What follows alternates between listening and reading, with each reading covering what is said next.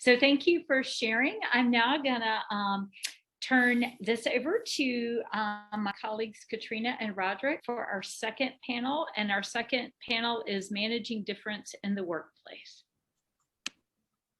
Yes, thank you so much, Susan. Welcome back, everyone. Welcome back. I hope you all had fruitful discussions with our employers in the breakouts. I'm glad to hear some of the nuggets that some of you are gaining. Hope you all are ready to continue a transition into our next panel. And for those of us just joining us, welcome. Welcome Eagles, welcome Tar Heels, welcome Spartans, and of course our Mountaineers. Welcome, welcome, welcome. Yes.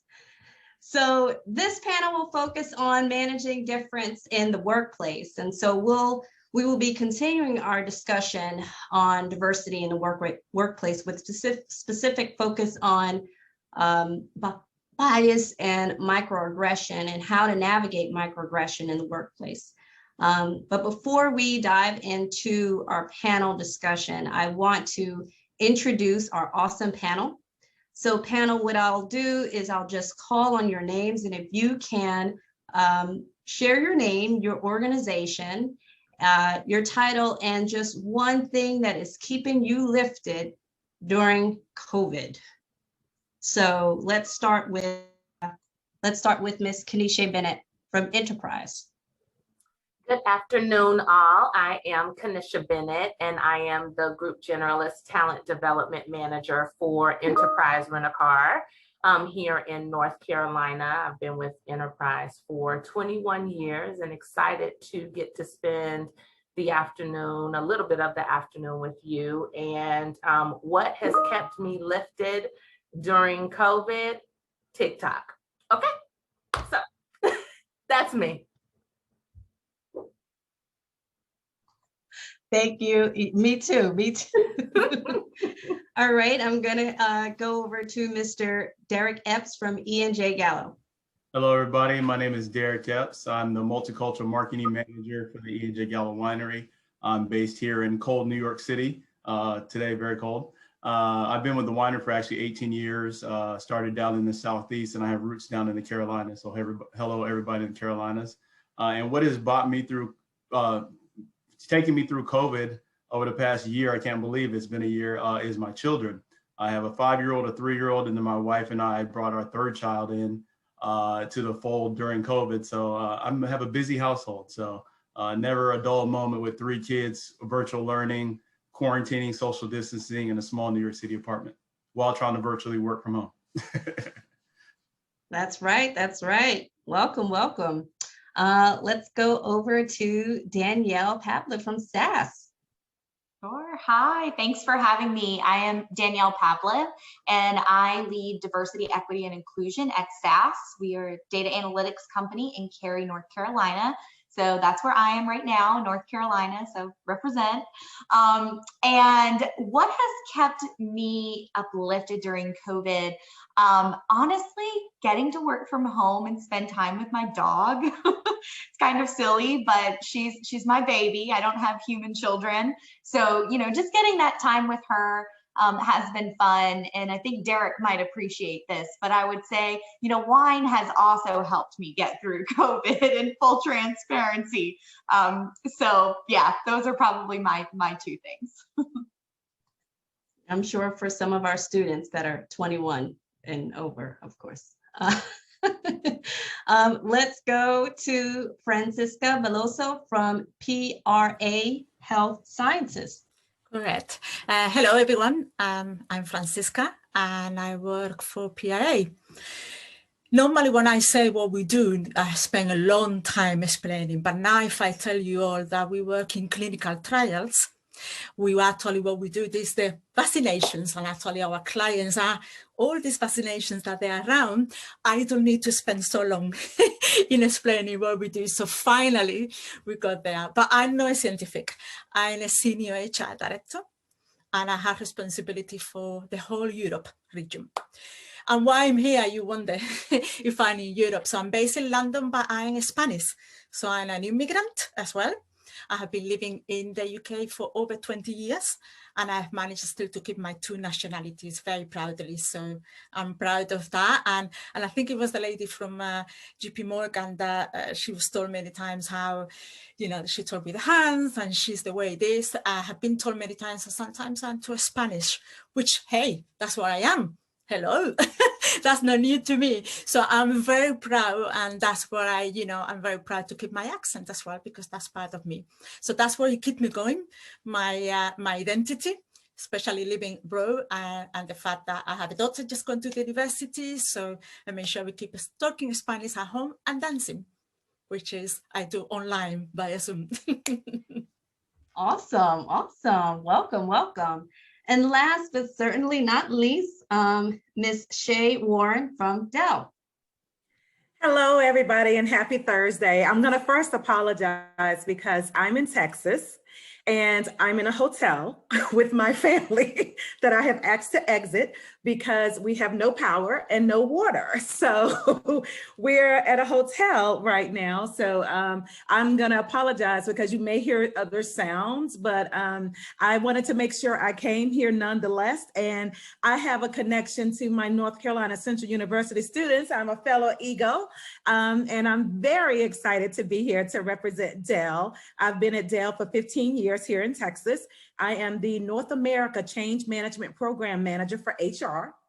And what has kept me going during COVID is honestly my 15-year-old daughter and her volleyball, because that's the only thing that was a sense of normalcy for us, because I've been working from home for 5 years. So there was no change for me there, but watching her and her friends adapt to COVID has also kept me going as well, because, you know, I think sometimes people forget the emotional toll that COVID has on some of these kids, especially teenagers. So that's keeping me going, and watching them do all of their TikToks. So thank you for having me. Awesome, awesome. Thank you all so much for being with us today. And so I'm going to go ahead and pivot, because we don't have a lot of time, into our discussion around managing difference in the workplace. So I'm going to start with our first question, which is, from your perspective, how would you describe bias or microaggression in the workplace? And then upon your answers, I'm going to also provide a definition that is textbook, just to crystallize and clarify the basis of our discussion. So I'm going to start with Ms. Kanisha in terms of her thoughts on the question. So, if I were to define, bias, of course, it's something that's going to favor a person or population of people, right? An affinity that you have for a specific group that allows them to maybe be placed ahead of someone else from a workplace standpoint. With microaggressions, I think it's slightly different. It's become much more present and talked about, I think, because it's always existed, but it's now conversational. But it's become much more talked about, and it's just slight snubs, whether intentional or unintentional. It is me or someone around me kind of making a statement about a marginalized group of people based on something I believe to be true about them, whether, them being an ethnic minority, whether their gender, whether their sexual identity, things like that. So that's kind of how I would define it. Great. And if we just want to get some additional thoughts, Derek, would you like to add? Yeah, I'll touch on bias first. I think bias shows up in the workplace, and it's a cause of just lack of awareness and lack of empathy for other people and other cultures, and not welcoming into that new environment where they might be the underrepresented group. So we all need to check our biases at the door. There is unconscious bias training that we all can do online easily to understand because we all have bias. It's human nature to have bias. And as you go into your professional setting, or even in your collegiate setting, you want to make sure that you understand your biases so we can all work on them together. And then I want to mention the microaggressions. I'm part of employee resource group, the Gallo African American Network, and for Black History Month, we actually did a whole Instagram story on microaggression because it's very evident in the workplace. One that I heard directly to myself and many people that look like me have heard is, "You're so articulate." Those words are not a compliment. They're actually kind of a trigger, because what it really is saying is, oh, it's unusual for a person that looks like you to speak so well. Or, wow, how did you manage to get that job? It's kind of the undertone slight sounds like, oh, are you even qualified to even have that type of a job? So, you know, these are things that are just have over time been compiled, but, you know, the best way to do is when you hear these microaggression is to politely correct them, whether they're spoken directly to you or you hear somebody else. You know, we have to be courageous enough to correct other people in that moment and have and advocate and speak up for other people as well. So I encourage all of you guys to listen, learn, and, you know, advocate for other people if you experience microaggressions or if you notice bias. Absolutely, absolutely. Francisca, so are you shaking your head a lot? So I want to give you an opportunity to add if you would like. I couldn't believe I was saying, but no, I have to say that nothing else to add what Kanish and Derek mentioned, because they have articulated really well. But I will say, I will add, it's all about education, and it's all about looking beyond what you got in front of you. You know, the social media and everything that is around that is all really good, but sometimes it just forces to look always the same place, because if that's what social media does, so they just feed you as well with the usual news, the same people, and the more you do, the more it happens. So you don't get to see what is around you, and therefore you get fed the same bias of even that microaggression, and it becomes normalized. So you don't realize that things that they are totally unacceptable or totally inappropriate to say to someone else, regardless, you know, their gender, their race, you know, where they come from, because it becomes normalized and you become insanitized. Then therefore you don't realize the impact that they may have on people when you tell them. So you need to use your critical judgment here, and not to believe everything that is fed to you through what it comes from the social media, the news, or anyone is telling you, because that's a point of view. It may be right or wrong, black and white, but there's a lot of grays in between. And therefore it's about being able to understand that I think Derek mentioned very rightly that it's about understanding that different cultures and things are seen in a very different way. And therefore, the more that you learn about how other people do things, you become richer as well, and you will be able to understand better the other point of view. Thank you so much. Thank you. That was very powerful. In the interest of time, I'm going to move on to the next question, but I'll start with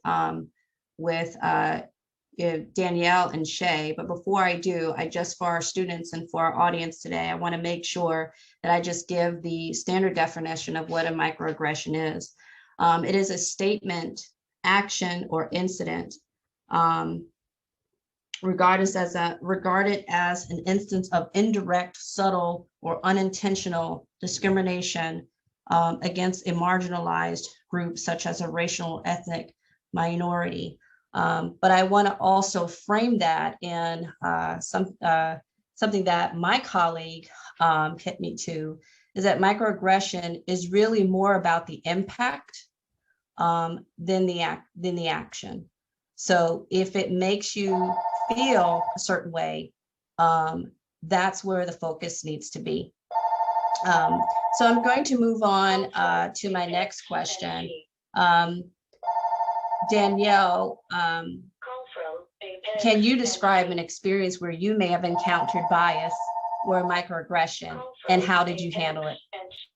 Yeah, sure. I'm happy to weigh in on that. One point I wanted to just make, kind of related to the first question and the definition that you just provided around microaggressions, is that with bias, I don't know, maybe show of hands, right? Or virtual show of hands. How many times have you heard people say, well, I'm not biased? Like, no, I'm objective. Like, no, I'm not biased. Well, those people are wrong because everybody has bias and everybody is biased towards certain things. It's science, we're human beings, and that's how we were built. So I think it's really important when people say, I'm not biased, to correct them and say, actually you are. And there's tons of neuroscience research out there that proves that. But going back to the comment around impact, that's really what it's about, right? It's about how bias impacts the decisions that are being made and the ability to be objective. And so oftentimes with specifically microaggressions, they're microaggressions because they're those subtle acts of bias, essentially behaviors that are a result of said bias that are 99.9% of the time not intended to offend, but that's the impact that they have. So for me, so I'll go ahead and disclose my age. So I'm 32 years old, been in the workplace for 10 years, over 10 years. And I cannot tell you how many times I have been called young and then perceived as incapable because of my age. The microaggression that honestly stings me, I think more than anything, is when my colleagues compare me to their children and say, oh, I have children older than you. And immediately, what does that do, right? In their mind, perhaps they are thinking, oh, this is how I'm building a relationship with you, is I'm relating you to my children whom I love. But while doing that, it's also making me feel less than, right? Because you're treating me like a child versus as a peer and as a colleague who is very capable at doing my job. So again, that's an example for me that happens all the time, still happens even in my 30s, that when that happens, what do I do, right? My way of kind of dealing with that or addressing that is to kind of joke back and say, well, yeah, I'm sure, much like your children, I'm sure they do a very good job, in their roles too. And, I might be young, but it doesn't mean I don't have a lot to contribute. And, because I'm younger or because I'm maybe less experienced than you, I bring a different perspective. And so that's my approach. And I like to think a very personable person where sometimes when I'm uncomfortable, I insert humor. And I think that kind of breaks the ice a little bit, but also lets people know that I should be respected for my contributions. And to let them know that, that is offensive and I am capable. So that's my perspective. Thank you. Shay? Yeah, so for me, I take a different view sometimes with microaggressions, because when I first started at Dell, a comment was made to me in reference to a project that I had done. So, and I did a great job on the project. And they asked me, what school did I attend undergrad? What school did I attend? I said, I went to North Carolina Central University. And I said, that's an HBCU in North Carolina. And it was like the perplexed look on everyone's face. They were like, oh my God, I can't believe you went to an HBCU. And I said, and what? I said, we create doctors, lawyers, engineers, and CEOs and CFOs and CIOs, just like every other school. I said, so I think because I went and vice president, sorry. Yes, and vice president of the United States of America. Exactly, and so my personality does not allow me to tolerate certain things. And it's because of my upbringing and the way my mom and my father raised my brother, sister, and me. And as far as my mother making sure that we had a confidence that it would be unbreakable, so to speak, when we entered the workplace.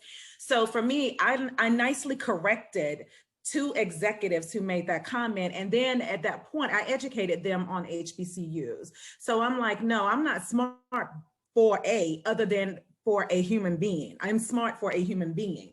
And so for me, it was just one of those biases that I looked at where you made a judgment because you thought I was this great stellar person until, you were like, and the surprise on your face when I told you I went to an HBCU, and I wear that badge of honor proudly each and every day.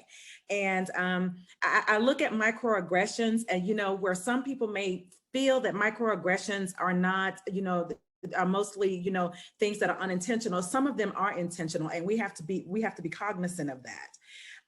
Because there are certain things that people already know are biases that they bring to the table, and they use microaggressions to sort of get those little digs in, like, you're so articulate, to Derek's point earlier, or you're so pretty for or things to that effect. So for me, it's one of those things where if I feel it, I address it. If I feel that you have if there's a microaggression that is directed toward me, I'm going to address you right then and there. I'm not going to be, unprofessional or rude or go, off stage left really quick.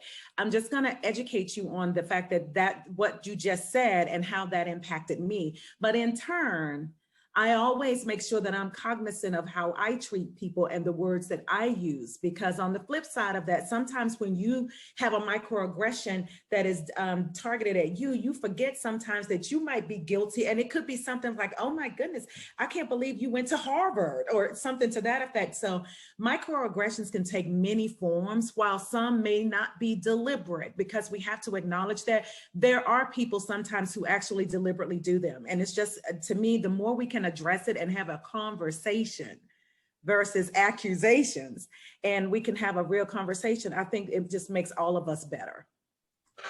Thank you. That was very powerful. I'm gonna get to you, Derek, and Camille. I'm gonna get to y'all right now. But I know I'm keeping track of the time. So could we do this?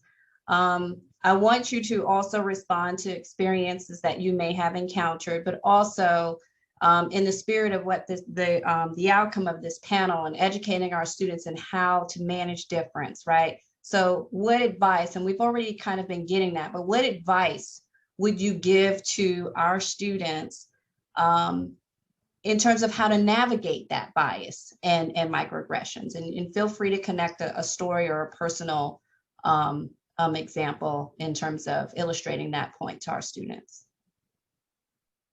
Derek, you can.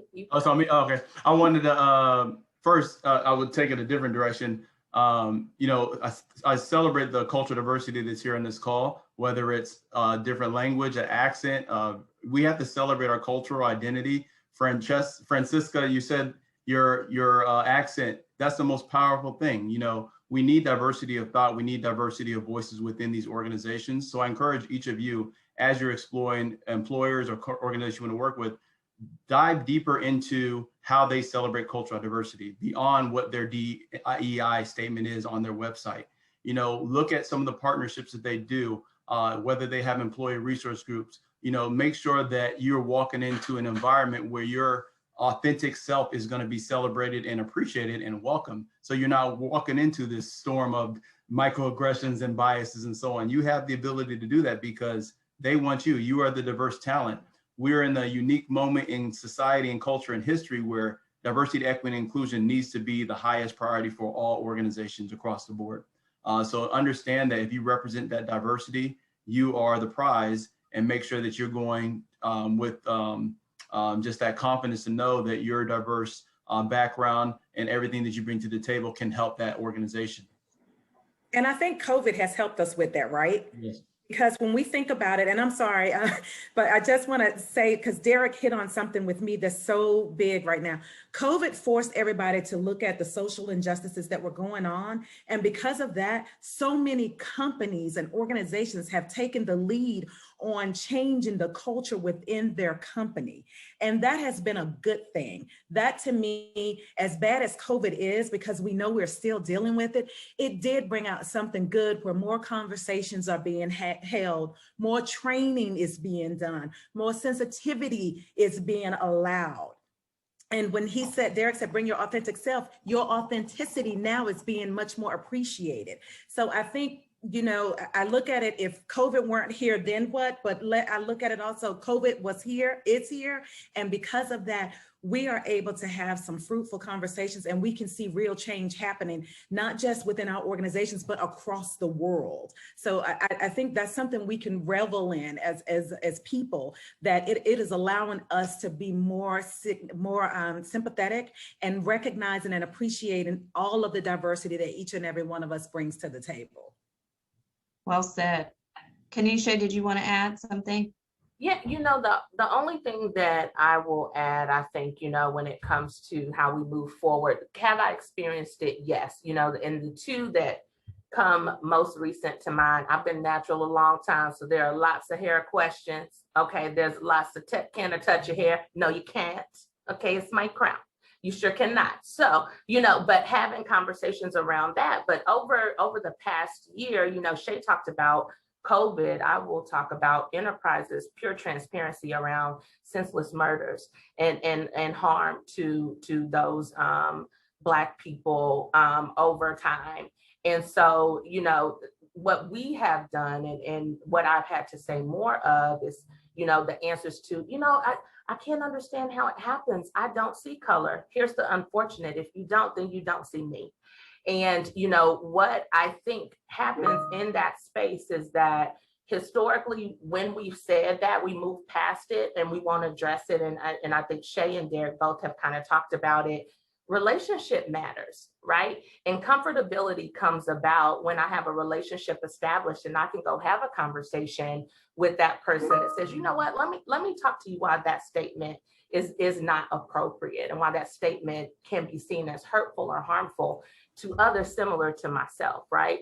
And then once I say that, it's like, so let me talk about how we move forward, how we can fix that, how we can continue to be collaborators and partners in moving us forward as an organization and quite frankly, as a people, right? Because if we are not good people personally, we're going to struggle with being good people professionally. And all work requires us to do that with and or for somebody. So that would be what I would add to that piece. Can I say something? Yes, I was going to. Yeah. Yes. One thing I wanted to comment, especially on what she said earlier, that yes, it's opened the conversation, and I think it's very important that it brings out the conversation that everyone. But I think we shouldn't stop there, and I think it's true. A lot of organizations are making the right noises, I say, and it's right, but then it shouldn't stop there. Because it becomes then a branding exercise, a marketing exercise to look good.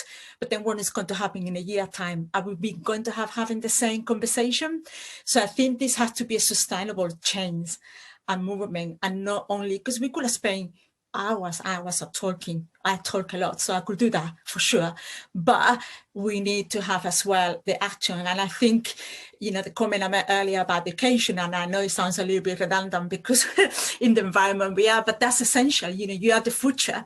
You have a very powerful tool here, which is actually to make a lot of changes that we haven't started doing until now, where you now are in a much powerful position because you could raise that voice as well as act.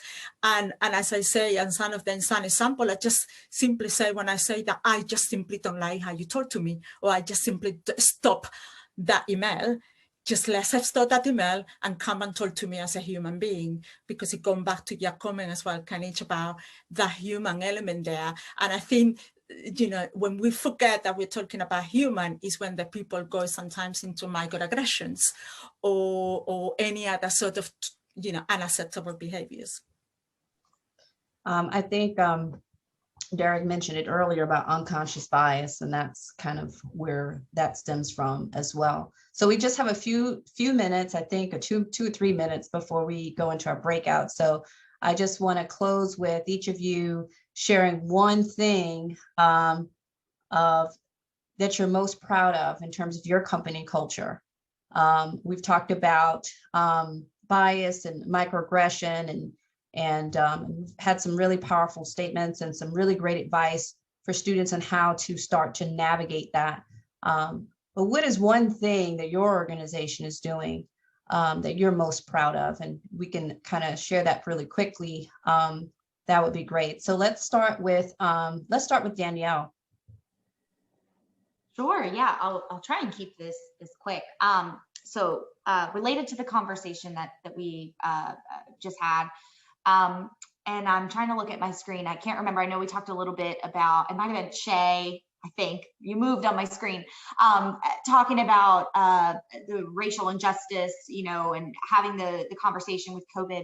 I'm really proud of the fact that SAS, immediately with the death of George Floyd and Breonna Taylor, not only did we act in engaging in conversations, making sure our employees were supported and know that there are resources and we are here for them, but we're still having the conversation. And so I'm really proud of the fact that, we're not looking at diversity as a trend. We never have, but especially now where with COVID and all the things happening, outside of the walls of our company, where it's important to us, and it's going to continue to be important to us. And we're looking at, diversity, equity, and inclusion as a long-term strategy versus in the moment right now.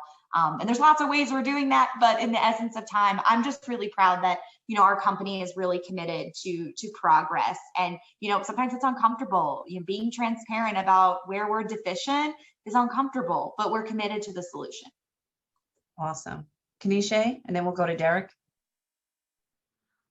We are doing similar work to Danielle. We've expanded from just talking about diversity, but discussing diversity, equity, and inclusion. We've kind of noticed through our conversations that equality is not enough. It's really about the presentation of equity for our marginalized populations here at work. And then externally, I'm most excited about a $55 million investment that we are making. You talk about sustainable change. So Enterprise, through the leadership of our CEO, Chrissy Taylor, has awarded each of our operating groups money to reinvest into organizations in our communities that are doing work towards racial and social justice. So I am super duper hyped about that, because it is taking our mission off the walls and really making magic happen in the streets where the impact is. So that's us. Awesome. Derek. Well, being that I've been with the Gallo Winery for 18 years, it's been great to see how the change has evolved. Going back, I know we joked about North Carolina Central. I'm an alumni of Johnson C. Smith University, your CIAA rival. So I came from an HBCU. So Gallo's commitment to recruiting diverse talent, I can say, started with me back in 2003. The commitment to recruiting diverse talent, where we're finding diverse talent at HBCUs through a partnership with Thurgood Marshall Foundation, our 7 employee resource groups, where all people that identify with different cultural segments can join our employee resource groups and add value to the organization, turn our employee resource group to now business resources. Remember, we are the largest winery in the world that's privately owned, and family members that are in leadership at the company are 100% behind all these diversity, equity, and inclusion initiatives, so much that we've launched our first Diversity and Inclusion Council. So it's just amazing, through partnership with Amanda Bussey that you see featured here, and Robert Wallace, our recruiting team. Gallo Winery is committed to recruiting diverse talent. As a leader in the wine industry, we want to make a change in the industry that has always been underrepresented by multicultural audiences. And then one last thing, since I do multicultural marketing, we have amazing brands of wines and spirits, and it's just amazing to see how our brands are pivoting and really starting to engage and celebrate diverse culture.